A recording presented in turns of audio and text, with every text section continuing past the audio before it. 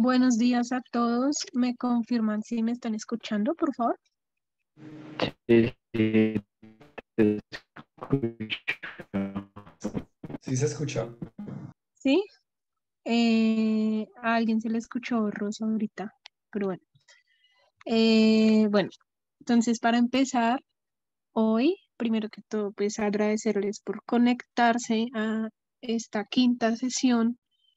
Eh, Hoy vamos a hablar más que todo los usos y las propiedades que tienen los hongos, enfocándonos pues en los comestibles. Y pues nada, vamos a tocar más que todo como que sus usos medicinales, sus usos nutricionales y pues por último sus usos psicoactivos. Entonces, dale siguiente, Juan, por favor.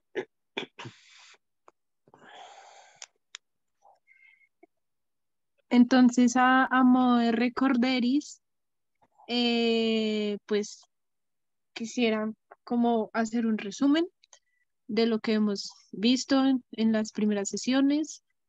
Recuerden que pues se tiene estimado que en el mundo, en nuestro planeta, pueden haber entre 2.2 a 5.1 millones de especies de hongos estimadas. Sin embargo, haciendo un análisis pues científico, en el estudio de la diversidad, solo se han descrito 140.000 especies. Esto quiere decir que más o menos entre el 1 al 5% tenemos descritas de especies y nos falta un montón por explorar. De estas especies descritas, se tiene que 14% son consideradas macroscópicas y de estas macroscópicas se tiene que 7% son comestibles, 5% son medicinales y 2% pues son tóxicas, con las cuales pues hay que tener mucho cuidado. Dale siguiente.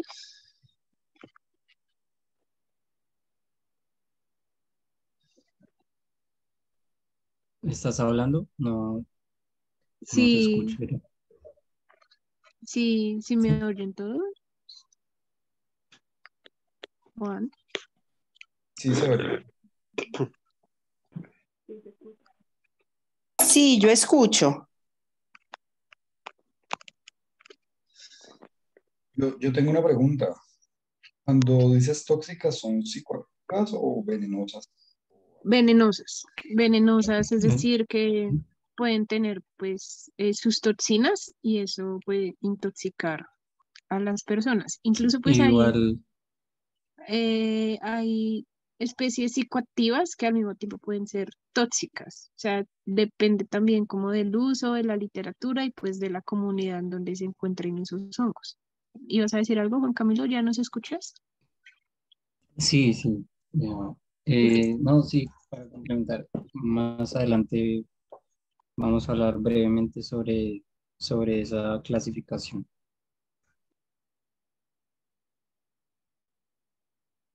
Listo, entonces dale siguiente, porfis. Entonces, como les contaba, pues estas son como las temáticas que vamos a tocar hoy. Eh, Nada, para que estén pendientes. ¿Sigue? Listo, entonces empezando pues por las propiedades nutricionales, que es más que todo cómo el cuerpo lo asimila y cómo el cuerpo lo necesita. Vamos a hacer como un aspecto general de las propiedades nutricionales que tienen los hongos comestibles, sean silvestres o sean cultivados. Entonces, en su mayoría, según pues estudios científicos, se tiene que los hongos pueden contener entre el 65 y el 90% de agua. ¿Qué quiere decir? Que en su composición, cuando digamos tenemos un hongo, sea cualquiera champiñón, o sea algún hongo silvestre, incluso una manita, sigamos lo cogemos y lo estripamos, vamos a ver que bota un chorro de agua. Es porque la mayoría de su composición es humedad. Entonces, el otro porcentaje restante, es materia seca. O sea que cuando lo secamos, esto es lo que queda más o menos un 15 al 35% de proteínas, por eso pues son importantes. También contienen entre el 2 a 8% de lípidos, es decir, grasas. Y aquí importante es que aunque no tienen un alto contenido de grasas, la mayoría de grasas que ellos tienen son grasas insaturadas. Y el otro porcentaje que también contiene esa materia seca es entre el 35 y el 70% de carbohidratos, es decir, por el contenido de quitina que los hongos tienen. Recordemos que los hongos son muy parecidos a los insectos por la quitina, eso duro que tienen los insectos pues en su exoesqueleto. Y la quitina es la que hace que haya un alto contenido de carbohidratos en los hongos. Dale, siguiente. En cuanto a minerales, también ellos tienen minerales como lo que es potasio, fósforo, calcio, magnesio y zinc. Pues también estos minerales, como lo sabemos, son muy importantes en la nutrición.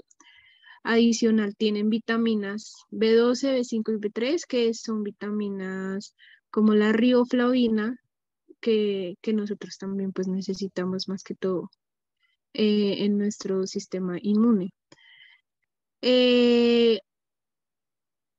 Adicional, los hongos tienen en su mayoría todos los aminoácidos esenciales.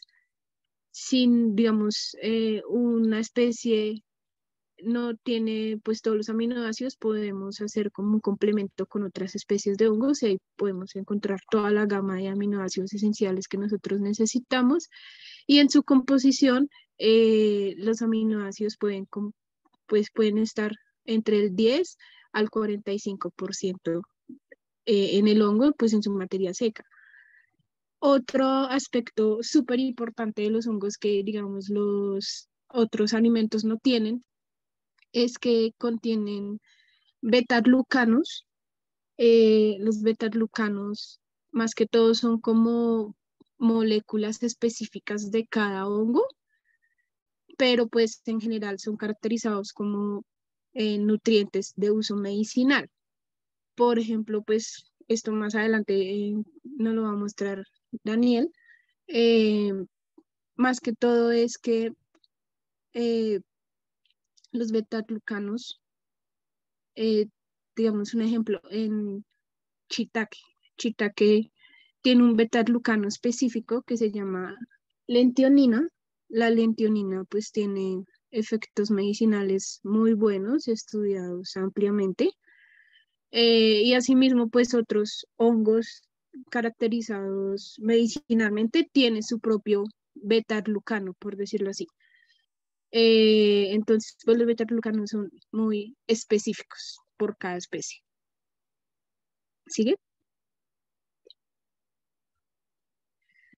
Adicional, pues teniendo en cuenta todos los estudios que se han hecho de pues su composición nutricional y también pues medicinal, este estudio en específico hace como una comparación de cómo se han desarrollado productos para empezar a reemplazar otros productos como son las carnes rojas. En este caso, pues se han hecho como productos en extractos, también productos en polvo, digamos en el mercado. Lo que podemos ver, la mayoría de hongos medicinales se están vendiendo ya en polvo. Pues por sus diferentes propiedades y más que todo pues estas se potencializan cuando están secos los hongos. Entonces, ¿por qué se están reemplazando? Se están reemplazando por la carne, por el sodio, digamos también la carne es alta en sodio, entonces por eso también se están buscando alternativas, que son los hongos, y las grasas que tienen las carnes, comparado pues con los hongos, como les conté, Las grasas que tienen los hongos son muy bajitas, en cambio, pues las carnes rojas son muy altas en grasas y grasas saturadas también. Además, pues los hongos, como les conté y vamos a ver más adelante, tienen pues características medicinales que de pronto este tipo de alimentos no lo podemos encontrar, los normales que consumimos diariamente. Es para que vean que los hongos están cogiendo como una importancia por sus beneficios nutricionales eh, en cuanto a pues reemplazos de las dietas diarias que digamos gente que necesite digamos una dieta específica empieza a reemplazar y a usar hongos en sus diferentes pues productos. Pueden ser secos, pueden ser frescos, en extractos, etcétera. ¿Sigue? Entonces, pues como ejemplo, aquí pues los hongos, lo que vamos a encontrar si digamos hacemos como un análisis de literatura, si empezamos ya a mirar cómo se comportan nutricionalmente, vamos a encontrar que los hongos tienen una gama de nutrientes no específicas, sino en cantidad. Pueden haber unos que tengan muy poquita proteína, otros que tengan muy alta proteína, entonces no es específico así, perdón, no es general que todos los hongos tengan la misma cantidad de proteína, no es general que todos los hongos tengan la misma cantidad de carbohidratos, entonces por eso les quise mostrar este ejemplo de un hongo que pues es ampliamente cultivado y que está también siendo muy altamente consumido acá en Colombia, que es la orellana. Pues es el hongo después del shiitake y el champiñón. Aquí pues como podemos ver en la tabla 1 están como sus diferentes macronutrientes. Están las proteínas, carbohidratos, lípidos, fibra, minerales y como ven abajo el moisture es la humedad. ¿Cuánta humedad tiene? Entonces tienen entre el 85 y el 87% de humedad. Y en la tabla 2 vemos los aminoácidos presentes en la orellana y los que tienen asterisco son los aminoácidos esenciales que nosotros tenemos. Como pueden ver, tienen alta cantidad de aminoácidos, pero ¿por qué les ponemos la tabla verde de abajo? La tabla verde abajo es, digamos, uno haciendo un googleazo ahí, googlear como comparación entre la proteína de la carne y la proteína de los hongos, porque pues decimos mucho que los hongos tienen un alto contenido de proteína. Y como ven la tabla, esa tabla la encontré en una página de internet, no tiene fuentes, solo ponen la tabla y pueden ver abajo cómo comparan la cantidad de proteína y se ve que los hongos tienen muy baja proteína comparado con el resto de carnes. Sin embargo, hay que tener mucho cuidado con la información que consultamos y también cómo la analizamos, porque aquí pues podemos decir, no, pero los hongos no tienen proteína, o sea, nos están vendiendo una mentira. En este caso, esta tabla nos muestra la cantidad de proteína de los hongos en base fresca, es decir, los hongos, digamos, si los colectamos y ya le hacemos un análisis de proteínas, comparado pues con las carnes. Y como vemos, pues los hongos son casi 90% de humedad. Por eso la cantidad de proteína se baja un montón.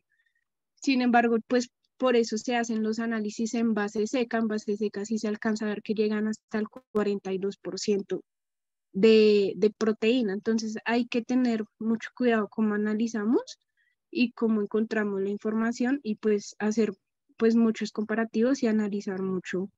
Depende pues de lo que queramos nosotros cuando lo estemos consumiendo. Por eso digamos en la orellana ustedes pueden encontrar que en esta tabla 1, estas tablas son en este artículo que les ponemos aquí, cuáles son sus contenidos nutricionales y medicinales. Entonces, pues nada, por eso les quiero como dejar la espinita ahí de que cuando consultemos información, verifiquemos fuentes y tengamos un buen análisis de ellas. ¿Sigue? Porfis. Bueno, continuando con el ejemplo, también les quería mostrar aquí pues cuántos minerales y cuántas vitaminas tiene la orellana en este caso específico. Estos valores pueden cambiar dependiendo del hongo. Entonces, digamos, si ustedes quieren consultar hongos como shiitake, hongos como ganoderma, hongos como el mismo champiñón, pues van a encontrar valores muy diferentes probablemente. Entonces también hay que tener como un análisis muy profundo del tipo de hongo y no pues pensar que todos los hongos tienen la misma cantidad. Como pueden ver, en la orellana el potasio es muy alto, muy alto comparado con los otros minerales. Entonces, esta puede ser una fuente de potasio. Y en vitaminas, como les contaba, tiene tiamina, rioflavina, niacina y ácido ascórbico. Estas vitaminas pues son conocidas como la B1, la B2 y la B3. ¿Para qué se usan estas vitaminas? Son muy buenas en el fortalecimiento del sistema inmune. Digamos, ahorita para todo el tema de COVID, estas pueden ser pues una fuente buena en el fortalecimiento del sistema inmune para hacerle frente al virus. Por eso los hongos también, digamos, están cogiendo como ese auge, porque como pueden ver, su alto contenido de vitaminas y pues de otras propiedades medicinales pueden generar un tratamiento al uso de, pues, de enfermedades que tenemos actualmente, como es el COVID. Sigue, porfis. Y pues, digamos, si ustedes ya quieren consultar fuentes un poco más seguras, esta es un aplicativo que generó el Departamento de Agricultura de Estados Unidos. Aquí ustedes pueden buscar los componentes nutricionales de todos los alimentos que consumen. Digamos, ustedes pueden, digamos, hacer un comparativo entre hongos y carnes. Aquí les bota todo, como todo una lista de los contenidos nutricionales. Digamos, todo lo que les mostré, proteínas, fibras, vitaminas, etcétera. Yo hice el ejercicio, comparar pues carne con hongos, y que me bota lo que les mostré al inicio en las orellanas, ese cuadrito verde. Aquí ellos hacen análisis en bases frescas, entonces sí hay que tener como mucho cuidado también en estos análisis y como pues tenemos la información, porque pues sí, digamos, podemos también nosotros confundirnos, por decirlo así. Entonces, nada, es bueno tener los datos, pero hay que saber analizarlos. Entonces, pues yo recomiendo este aplicativo, digamos, para tener como datos los cuales queramos analizar. Sin embargo, es también un buen análisis hacerlo mediante pues artículos científicos que también pues ellos tienen sus propios metodologías y así podemos hacer comparaciones a la hora de tomar una decisión, si digamos es algo que queramos tener ya en profundidad cuando estemos consumiendo hongos. Dale, siguiente. Entonces, pues nada, les quería dejar acá como una idea, así como nosotros vamos a usar cualquier medicamento, si digamos ustedes quieren profundizar en el uso nutricional de los hongos, pues nada mejor que irse con un especialista. Nosotros acá queremos es como abordar una visión general, pero los especialistas son los que están mejor preparados para dar consejos en cuanto al consumo de hongos en términos alimentarios y en términos pues también medicinales. Por eso vayan y si pueden acceder a un nutricionista, pregunten todo lo que quieran en cuanto a los beneficios de los hongos. Y esto como método de prevención. Prevención, como vamos a ver más adelante, medicinalmente son muy buenos en cuanto, pues, según sus estudios científicos. Y ahora sí continúa. Y bueno, aquí ya inicia Daniel. Pues seguir la otra, por favor. Ajá.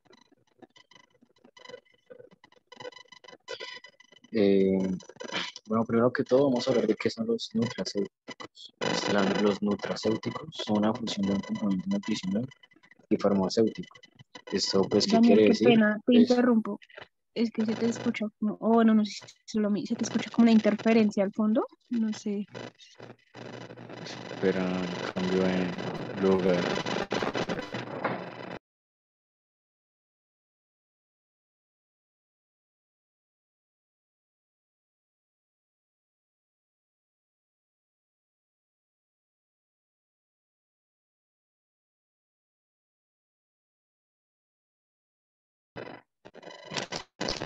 Y ahora,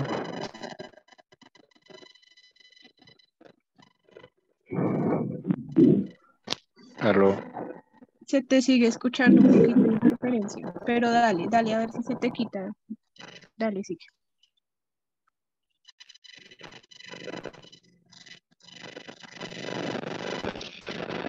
Entonces, pues, los nutracéuticos son una función de un componente nutricional y farmacéutico. Esto, pues, se basa en extraer los componentes químicos de los hongos y, pues, comprimirlos en cápsulas. Entonces, escuches que, pues, ahí vi que sería mejor voy a cambiar de audífonos.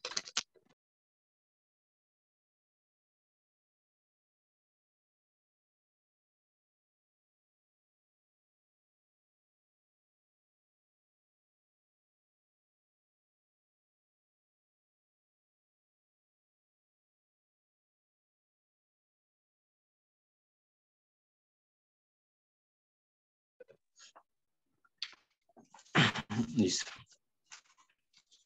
Para qué tal está.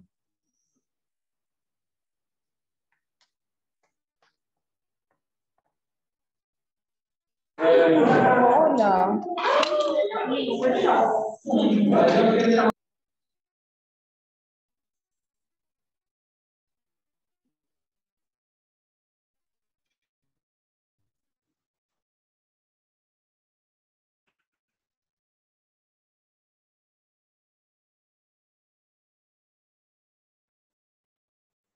Aló. Ya, continúa, no sé. Daniel, se fue. Bueno, pues yo aquí salvando la patria un poquito. Mientras Daniel se conecta, los usos nutracéuticos. Vale. Entonces, pues Daniel. estábamos diciendo que los nutracéuticos, eh, aló. Dale, Sí, dale, sigue. Es que no sé lo que tengo el audio. ¿Sí se me escucha? Estamos hablando que los nutracéuticos, bueno, es la extracción de componentes químicos de los hongos y pues comprimirlos en cápsulas para así pues hacer suplementos o medicamentos. Los hongos pues son muy importantes en su composición química y en la farmacología, sobre todo por unos componentes químicos llamados polisacáridos, que son unas cadenas de azúcares. Esas cadenas de azúcares tienen unos efectos antitumorales e inmunoestimulantes. ¿Esto qué quiere decir? Que fortalece el sistema inmune, haciéndolos más fuertes y resistentes para enfermedades o infecciones. Igualmente hay otros componentes químicos como terpenos o esteroides que también tienen ciertas propiedades antitumorales. Siguiente, por favor.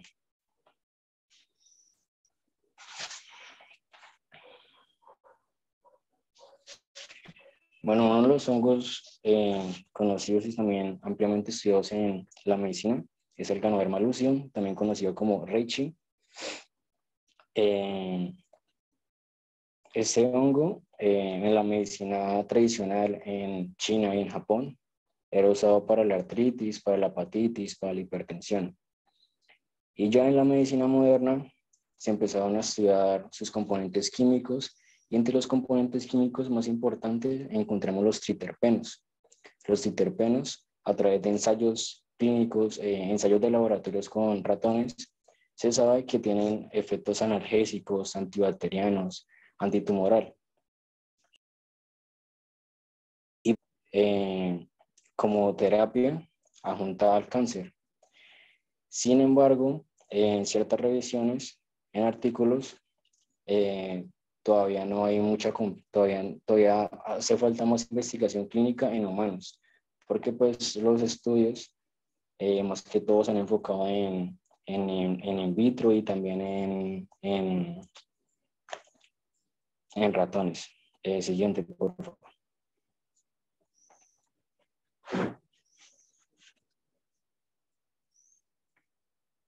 Siguiente, por favor.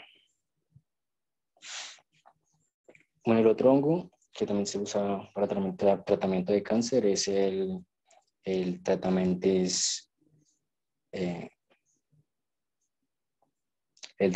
versicolor, Trametes versicolor, también conocida como cola de pavo. Eso se ve pues a su color que parece como una cola de pavo. Y era usado en la medicina china tradicional para enfermedades respiratorias. Sin embargo, ya en la medicina moderna, más o menos en el siglo XX, se empezaron a estudiar sus componentes químicos y el más característico es el polisacárido K. Este polisacárido K se empezó a usar en 1970 ya como un medicamento más para la terapia de cáncer, que igualmente se acompaña con quimioterapia. Este tiene una mejor calidad de vida, da una mayor supervivencia y sirve como una inmunoterapia. Esto quiere decir que fortalece el sistema inmune para que el sistema inmune se deshaga de esas células cancerígenas. En la actualidad, pues todavía se sigue estudiando sus componentes químicos, qué otras extracciones se puede hacer con los hongos y si también pueden ser antitumorales. Siguiente, por favor. Pleurotus austriatus, la famosa orellana. Este hongo es famoso por su facilidad de cultivo y por su posibilidad de amplia gama de sustratos. En civilizaciones funcionaba como un alimento, sobre todo por sus propiedades medicinales, que ayuda al sistema inmune, es antitumoral, además tiene actividad hipoglucémica. Eso quiere decir que disminuye los niveles de glucemia en el sistema. Actualmente funciona como un suplemento o medicamento. Por ejemplo, hay estudios que se usa para atletas de alto rendimiento e igualmente se le atribuye que por sus propiedades puede reducir el riesgo de infecciones respiratorias. Esto está relacionado con una mejoría del sistema inmune. Siguiente, por favor. Bueno, el Cordyceps es un hongo parásito. Crece infectando insectos que finalmente usa como huéspedes y pues fructifica. Bueno, el Cordyceps en la medicina tradicional en China se usaba para la impotencia sexual, para el dolor de espalda y usaba para curar el hábito de comer opio. E igualmente aumenta la producción de esperma. En la actualidad se sabe que los grupos de Cordyceps presentan un compuesto químico característico llamado cordycepina. La cordycepina, debido a estudios con ratones y estudios de laboratorio, se conoce que es un antidiabético, un antifúngico, un antiinflamatorio y también sirve para trabajar la hiposexualidad. Esto quiere decir el bajo deseo sexual. Y también es un antiartrítico. Pues en la actualidad se espera descubrir más moléculas desconocidas de Cordyceps y pues se van a hacer más estudios clínicos para saber su funcionalidad.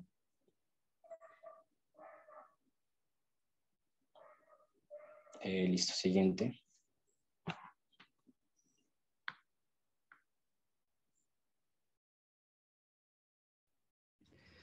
Listo, ¿me escuchan bien? Aló, aló. Sí, sí, sí, se escucha. Listo. Bueno, entonces, ya que hemos hablado un poco de la nutrición y la parte medicinal de los hongos, vamos a hablar de nuestro tercer tema, que es la parte psicoactiva. Eh, entonces, pues ya sabemos que pues, todos los hongos de los que hemos estado hablando son macrohongos, que son comestibles. Y aunque algunos tienen propiedades nutricionales, medicinales, hay otros que pueden causar otros efectos no siempre deseados. Y entre ellos encontramos los que tienen la capacidad de alterar la percepción y los estados de conciencia de quien los consume. Pero pues, digamos, cabe la pregunta de qué tipo de hongos estaríamos hablando en este caso. ¿Aló? ¿Perdón? Gracias. Sí, está bien. ¿Me puso Ah, a ok. dudar? Pues Nunca hemos entrado. Nosotros no hemos estado por ahí, mutearte, perdón. solamente visitantes. Nosotros siempre estamos por la de allá cuando venimos con Ana. Ah, listo. Entonces, al principio hicieron una pregunta que es muy válida en cuanto a qué se refieren con toxicidad, ¿sí? Y pues entre, digamos, la academia se podría decir que los hongos psicoactivos son un tipo de hongos tóxicos, digamos así. Lo que pasa es que estos no intoxican el cuerpo y no generan un malestar a nivel corporal, ¿sí? Sino que inducen un cambio en la mente, ¿sí? Entonces, se podría decir algo así como que intoxican la mente. Ahora, esto no necesariamente es percibido como algo negativo, ¿sí? Esto va a depender mucho de las circunstancias y de la persona. Entonces, ya hecha esa distinción, vamos a hablar de, en los hongos, cuáles son los principales grupos o tipos de hongos que se encuentran, que son psicoactivos. Entonces, por un lado encontramos los psilocibe, que corresponde a un género de hongos basidiomicetos, recordando que basidiomicetos y ascomicetos son considerados los hongos, entre comillas, superiores, es decir, los hongos que pueden producir seta. Y los psilocibe son un género dentro de los basidiomicetos que comprende alrededor de más de 350 especies, hasta ahora conocidas, de las cuales alrededor de 100 tienen, tienen una capacidad psicoactiva, ¿sí? Ya que presentan un compuesto llamado psilocibina. Por el otro lado, encontramos otro grupo, que son los denominados hongos muscarínicos, generalmente del género Amanita, aunque existen otros hongos de otros géneros que también presentan compuestos similares, y estos presentan por lo general muscarina. Ya más específicamente los que sí generan un efecto psicoactivo, como Amanita muscaria, que es el hongo más conocido, o Amanita panterina, presentan estos otros compuestos que mucimol y ácido biténico, que son en realidad los que producen un efecto psicoactivo. La muscarina como tal es considerada un tóxico, esta vez sí un tóxico, digamos, a nivel corporal, produce malestares estomacales y diversas afectaciones a nivel digestivo. Entonces vamos a hablar un poquito de cada Ven, grupo, digámoslo así. yo tengo una pregunta, ¿te puedo Sí, interrumpir? no, dale.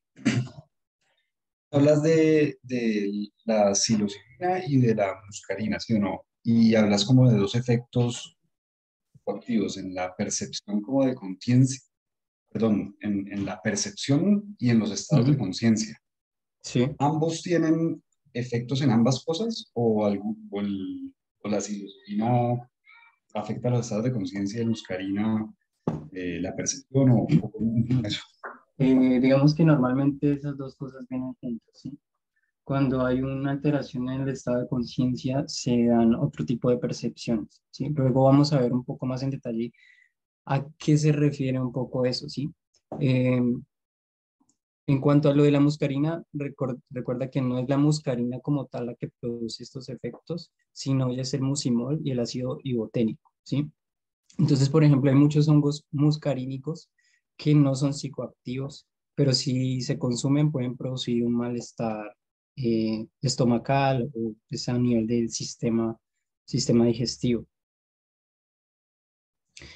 Eh, ¿Listo? ¿Respondí tu pregunta? Sí, sí. Listo, gracias. Entonces vamos a ver un poquito más en detalle a Manita muscaria. Entonces, esta también tiene pues nombres comunes más comunes, valga la redundancia, son el hongo matamoscas o la falsa bruja. Estos dos nombres son interesantes porque, digamos, la parte del hongo matamoscas se denomina así porque se ha observado que muchos insectos que se acercan a este hongo, eh, luego de estar un tiempo expuestos como a la superficie del sombrero, se paralizan y caen. No es que mueran realmente, después de un momento ellos, digamos así, se despiertan y salen volando, pero sí se ha notado que este tiene un efecto paralizador y generalmente está asociado con digamos que se liberan estos compuestos psicoactivos al medio inmediato y estos insectos se ven intoxicados, por decirlo así, por estos compuestos. Y falsa bruja porque es un hongo que se confunde, se puede llegar a confundir con la verdadera bronja, que es un hongo del mismo género, pero que sí es comestible, digámoslo así, a nivel nutricional, cuyas diferencias es que el sombrero es un poco más anaranjado, no presenta escamas y, digámoslo así, que su carne es más amarillosa, sí, es más amarilla. Pero a veces se pueden confundir porque, digamos, en épocas en las que llueve mucho, o hay algunos cambios climáticos, la manita muscaria puede, digamos, perder un poco su rojo, volverse un poco anaranjado y también perder sus escamas, entonces puede llegar a confundirse. Bueno, pero este hongo en específico es un hongo que ha sido muy importante, especialmente en culturas antiguas. Eh, o sea, es decir, es un hongo que data de hace mucho tiempo y se han encontrado registros de su uso o de su conocimiento en diversos lugares del mundo, ¿sí? Lo que hoy en día es Argelia, México, Guatemala, Siberia, Norteamérica, con distintos usos y formas de, digamos, de interpretar su, como su efecto, ¿sí? De hecho, en algunas se han encontrado paralelos, por ejemplo, en Guatemala y en culturas de Guatemala y en Siberia, que también ambas hablaban de que este hongo se originaba del rayo, cuando caía un rayo en la tierra y en el lugar donde había caído ese rayo salía este hongo. Entonces, de nuevo, los compuestos relacionados con amanita son estos, la muscarina, que es el que inicialmente se pensó que era psicoactivo, pero después se dieron cuenta que no, y los dos verdaderos psicoactivos, que son el ácido iboténico y el mucimol, que, digámoslo así, son muy similares. Normalmente el ácido iboténico se transforma en mucimol muy fácilmente. Listo, ahora vamos a hablar de psilocibe. Psilocibe como tal, un género, ¿sí? Porque ya vimos que existen muchas especies que que tienen un papel psicoactivo. Entonces, este nombre común que se le da en la comunidad nahuatl eh, se refiere a carne de los dioses y así se referían a una especie de este género, ya que ellos creían que pues, era como algo enviado por los dioses para poder acceder a ellos, ¿sí? Em, Específicamente es este hongo psilocibe mexicana, que fue el primer hongo descrito que contenía psilocibina. Bueno, también ha estado presente en la mitología, aunque de forma un poco más discreta, digámoslo así. Eh, se, se encuentran registros en México, en África, y aunque es un hongo cosmopolita, pues estos son los lugares a los que con los que más se relaciona. Con la psilocibina pasa algo similar que el ácido iboténico en la manita muscaria y el muscimol. Como tal, la psilocibina, que está presente en el hongo, no es un compuesto activo, digámoslo así. Esta no tiene ningún efecto. Pero una vez ingerido el hongo en proceso de digestión, se transforma muy fácilmente a la psilocina. Y esta sí tiene un poder, digámoslo así, psicoactivo.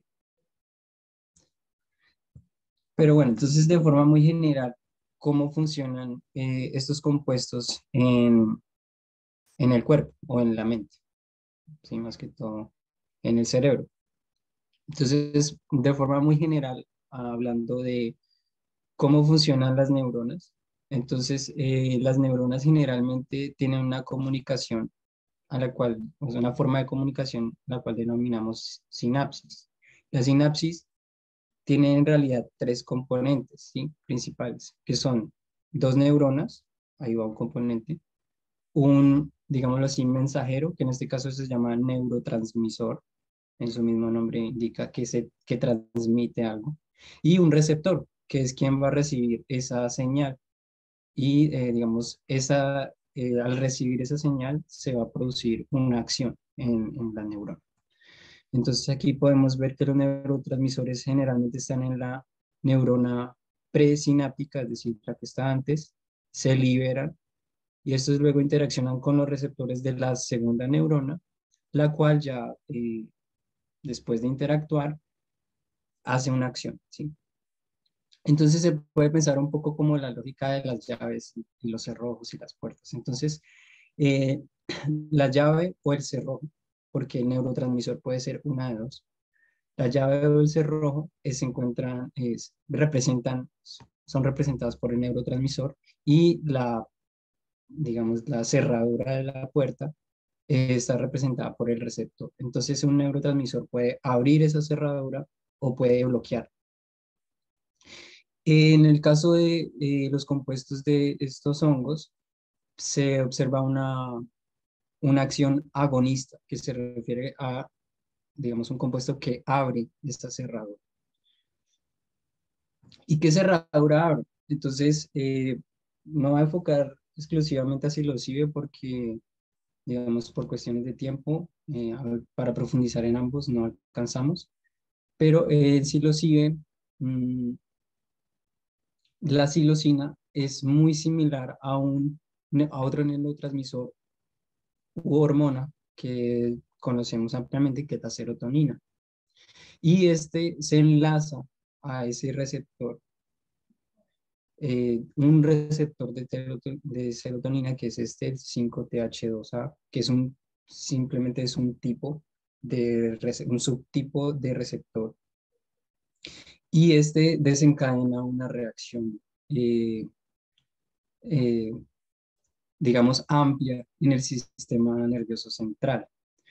Cuando digo desencadena, pues podría entrar en más detalle, pero lo cierto es que se sabe muy poco de cómo se da esa cascada de reacciones dentro del cerebro, ¿sí? Lo que se sabe es que principalmente este compuesto se enlaza ahí y ahí después de eso se empiezan a dar los efectos psicoactivos. Entonces, ¿qué posibles efectos podemos observar? Bueno, vamos a ver un primer componente que es cómo varían los efectos según la dosis o según, digamos, el lugar o componente corporal en el que se observa, ¿sí? Entonces, tenemos efectos mentales y efectos corporales. Dentro de los mentales hay unos que generalmente se asocian con los deseados, que son una sensación de euforia, sentidos aumentados, introspección. Estos generalmente se comienzan a observar con bajas dosis y a medida que va aumentando, entonces comienzan a aparecer las distorsiones perceptivas, dentro de las cuales encontramos la sinestesia, alucinaciones, cambios en la percepción del tiempo, en la temperatura, colores, bueno, todo lo que está relacionado con los sentidos. Un aumento en la euforia generalmente, y a medida que vamos aumentando, ya se aumentan mucho más estas distorsiones y se puede llegar a un fenómeno que denominan disolución del ego. Esto es algo que inicialmente se hablaba, digamos, entre la gente que experimentaba con estos psicodélicos, pero como un nivel más eh, cultural, no académico, ¿sí? Entonces hablaban como de esta disolución del ego, pero vamos a ver que también hoy en día a nivel académico se habla de este efecto.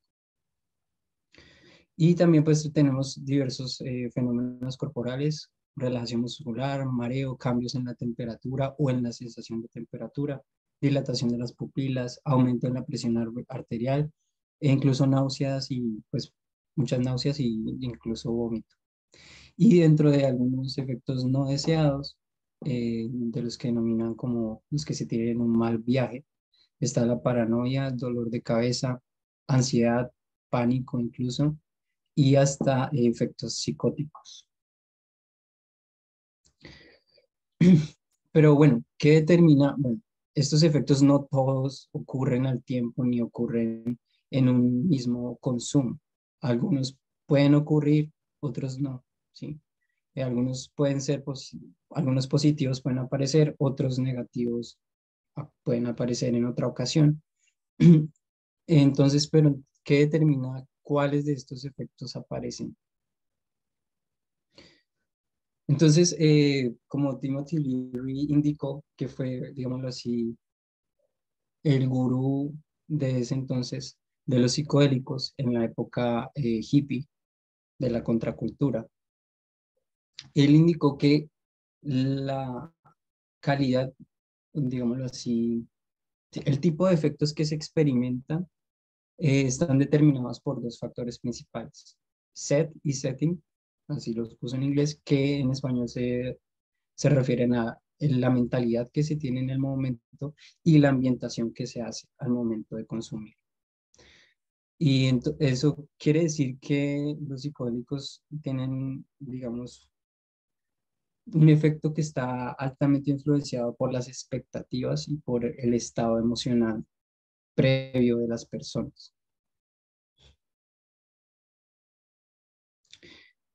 Mm, Aquí hay algo interesante y en este gráfico observamos el número de artículos científicos que se publicaron alrededor de la psilocibina en específico, eh, pues, a medida que pasaban los años. Y como observamos en la década de los 50, hubo un aumento, ya que en realidad en esta década fue que se conoció la psilocibina como tal, fue que fue aislada en 1957 y a partir de ella comenzó a haber un aumento porque hubo un interés, un amplio interés, en especial en la psiquiatría, para experimentar con este compuesto. Pero subsecuentemente en la década de los 70 vemos que hay un descenso dramático que se mantiene por muchas décadas hasta los 2000. Y una de las preguntas que cabe hacerse es ¿por qué se dio este descenso dramático? Es algo que, digamos, tiene implicaciones políticas fuertes, políticas y sociales, y entrar en detalle pues tomaría más tiempo, pero tiene que ver un poco con este señor también y con la política antidrogas del entonces presidente de Estados Unidos, Richard Nixon, que a partir de los 70 declara la guerra a las drogas y mete a la psilocibina junto al LSD y otros alucinógenos dentro de las drogas, digamos el listado de drogas de mayor peligro y las tilda de totalmente indeseables con ningún tipo de uso terapéutico o médico. Pero hoy en día, ya después de la década de los 2000, que se ha vuelto a ser reactivado su estudio, se ha determinado que muchas de estas cosas que se han dicho de los alucinógenos son mitos o simplemente son exageraciones, ¿sí? Por ejemplo, en este cuadro podemos ver una comparación entre, digámoslo así, qué tan adictiva es de esta sustancia versus su dosis activa o su dosis letal, si es que es letal. En el caso de la psilocibina o el LSD no se observan dosis letales, solo su dosis activa y como podemos observar, su dependencia o potencial adictivo es muy bajo y su seguridad es muy alta en comparación con otros compuestos como la heroína el alcohol incluso, que es ampliamente aceptado, la cocaína o la nicotina, e incluso la cafeína. Obviamente la cafeína tampoco es mortal, pero sí se considera un poco adictiva. Entonces, bueno, ¿qué ocurre? O sea, ya sabemos un poco de el mecanismo que tienen estas moléculas activas en el cerebro, algunos de sus efectos que se espera, algunas de sus controversias, pero ¿qué es lo que ocurre realmente? ¿Por qué hoy en día se ha reactivado su estudio y por qué hay tanto interés alrededor de estas sustancias, en específico de los hongos? Y es que lo que se dice es que estos tienen la capacidad de abrir la percepción hacia otras realidades, no necesariamente hablando de dimensiones o cosas así, sino otras realidades de lo que yo como individuo represento en el mundo. Es decir, con el consumo de alucinógenos bajo un ambiente controlado, digamos con una guianza de vida, yo podría llegar eventualmente a reinterpretar cosas de mi vida que me pueden estar causando daño, ¿sí? Esto específicamente se refiere a personas que tienen problemas clínicos psicológicos, ¿sí? ¿Por qué se refiere a eso? Porque es a este grupo del que se han enfocado los estudios actuales científicos. Sin embargo, pues en teoría eso también puede ocurrir con personas, entre comillas, del común. Y lo que se ha observado en estos estudios, que no han sido muchos, pero ya han demostrado su alto potencial, es que la psilocibina tiene un gran potencial para, si no curar, disminuir inmensamente problemas que nos aquejan hoy en día de forma muy preocupante a nivel de salud pública, como la depresión, el fumar cigarrillo, el alcoholismo e incluso, y esto está relacionado con personas que experimentan enfermedades terminales o muy graves como el cáncer. Incluso ha demostrado reducir la ansiedad y el temor por la muerte. ¿Y por qué ocurre esto? Mm, es decir, ¿qué efectos tiene la psilocibina en el cerebro de una persona con una enfermedad mental o con depresión, eh, que ha tenido muchos problemas para lidiar con esta condición en el tiempo? Y lo que podemos observar es que a través de este gráfico, a la izquierda tenemos las redes de conexiones neuronales que se producen en el cerebro de una persona en un estado, digámoslo, inicial o con el placebo, es decir, que no se ingiere la sustancia, y versus el efecto bajo la psilocibina. Entonces, lo que observamos es que en el cerebro hay regiones que normalmente se comunican entre sí. Digamos, estas están indicadas, eh, desde estas regiones que están indicadas por colores, se producen ciertas conexiones con otras regiones. Pero estas conexiones se dan de forma repetitiva cuando, digamos, yo replico hábitos o pensamientos o presento emociones persistentes, y en este caso podría ser una sensación de tristeza en una persona con depresión. Pero lo que hace la psilocibina es un poco como comenzar a comunicar varias partes del cerebro que normalmente no se comunican. Y es aquí donde se experimentan durante, digámoslo así, eh, durante la experiencia se experimentan estos cambios en las percepciones y estados de conciencia, pero se ha encontrado, se ha demostrado que estos cambios, estas nuevas conexiones persisten en el tiempo, aún después de que la persona ya no está experimentando estos síntomas. Y estos cambios en este, digamos, revuelto de las conexiones neuronales, se ha encontrado que es el mayor indicador de que hubo un efecto o un cambio en la forma de pensar, digamos, en toda la estructura de la enfermedad mental en la persona. Y esto es lo que se ha encontrado que sí, que es lo que produce esos efectos positivos en las personas. Y bueno, aquí por último hay unos pocos ejemplos de lo que recientemente se ha encontrado en torno a los psicodélicos y la psilocibina también. Entonces, por ejemplo, uno de los miedos que se tenían, que se instauraron en la década de los 70 y bueno, en el siglo XX, alrededor de los alucinógenos, era que esto se relacionaba con comportamientos suicidas o con la locura o con la esquizofrenia, que podían desencadenar todo esto. Y en estudios como este, porque hay otros, se ha encontrado que esto es un mito totalmente infundado, que aunque sí hay peligros, eh, estos son, digamos, aumentados desproporcionadamente y que los casos en los que ha ocurrido algo grave han sido muy raros, como con muchos fármacos o cosas que consumimos, ¿sí? Eh, de nuevo, aquí en el 2021, un gran ensayo que se hizo determinó que la psilocibina era muy efectiva para tratar la depresión.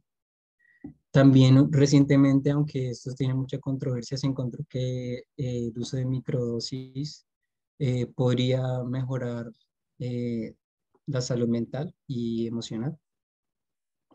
Y lo que les mencionaba de estas redes neuronales se refiere como a la integración global del cerebro, ¿sí? Entonces, que esto es lo que generalmente, lo que se ha encontrado que representa un beneficio para estas personas.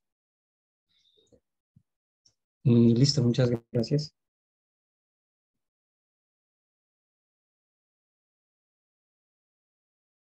De pronto tienen preguntas. Muchas gracias, muy interesante.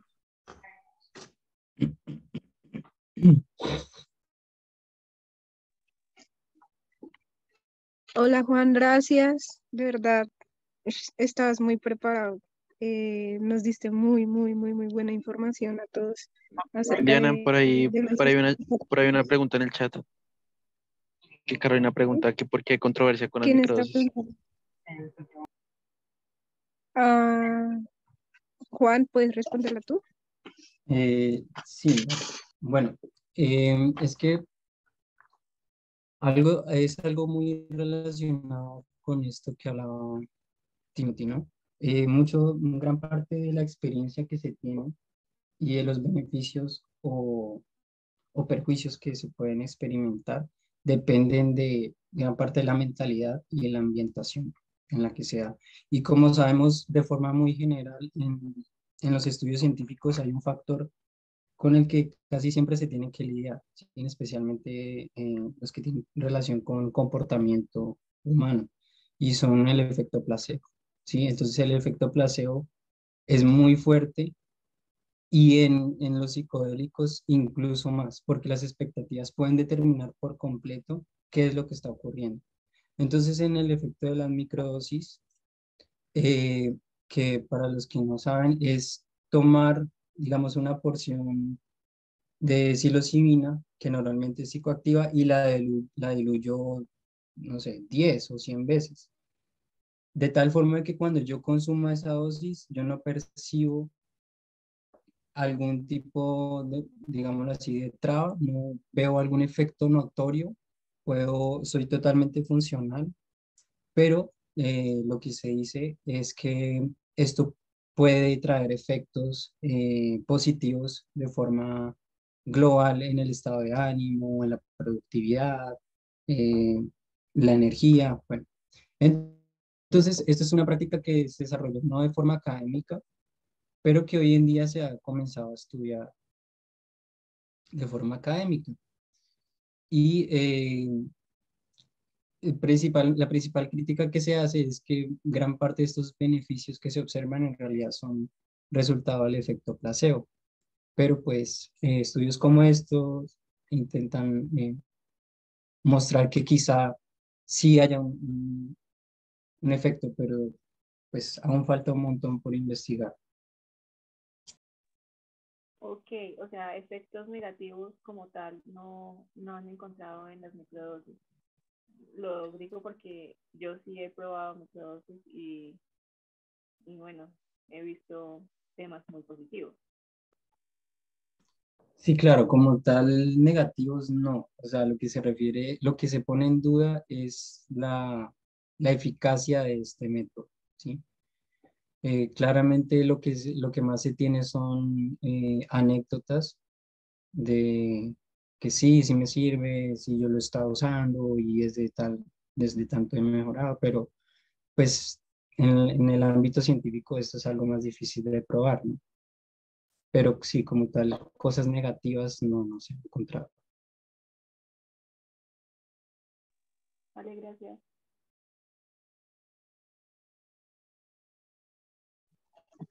Sí, bueno, yo te quiero complementar ahí, Juan, también en base con lo que yo he investigado. Y pues a veces le queda a uno la duda de, bueno, ¿cuál es la diferencia entre las micro y las macrodosis, no? Y como Juan lo mostró, pues las macro son las que generan estas alteraciones de conciencia y actualmente, pues en la ciencia, más que todo, pues en estudios psiquiátricos, eh, ellos recomiendan que para generar estos cambios ya más drásticos en cuanto a los tratamientos, pues de depresión, ansiedad, etcétera, eh, el tratamiento que se debe hacer es con macrodosis, porque las micro, aunque presentan efectos muy positivos, las micro presentan más que todo en tu bienestar. Tú sientes, pues, te sientes como un cambio de ánimo, pero aquellas, digamos, ya depresiones o problemas un poco más profundos mentales son mejor tratadas con macrodosis. Por eso también las recomendaciones que se dan es que cuando se haga tratamientos con macrodosis, sea pues con un acompañamiento terapéutico, con alguien pues que tenga conocimiento acerca de estos tipos de hongos, porque el efecto es muy profundo, eh, es de gran magnitud, porque se llega a un estado de conciencia que ya tú empiezas como a mirar ya tu vida. Un ejemplo muy claro es este nuevo documental que salió en Netflix, para que lo miren.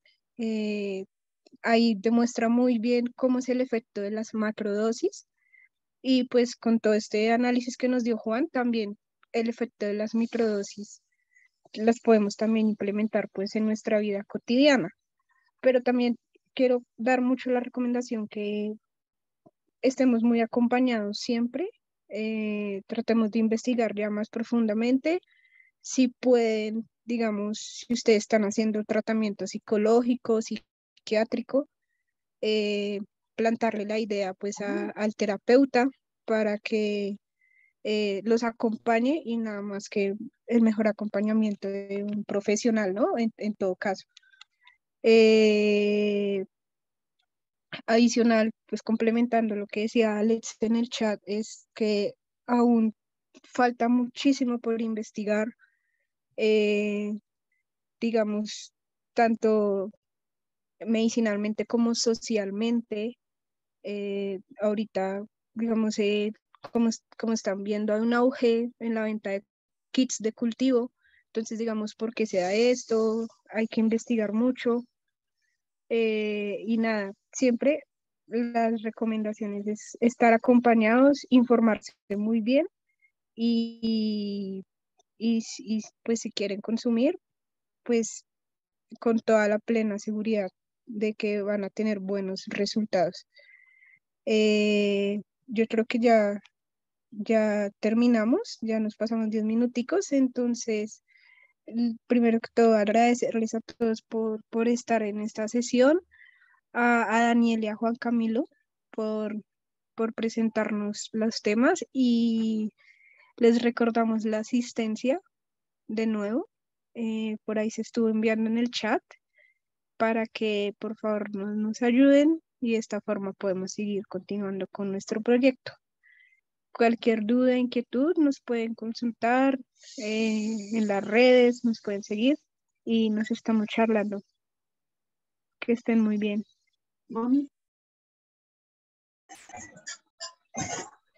Vale, muchas gracias.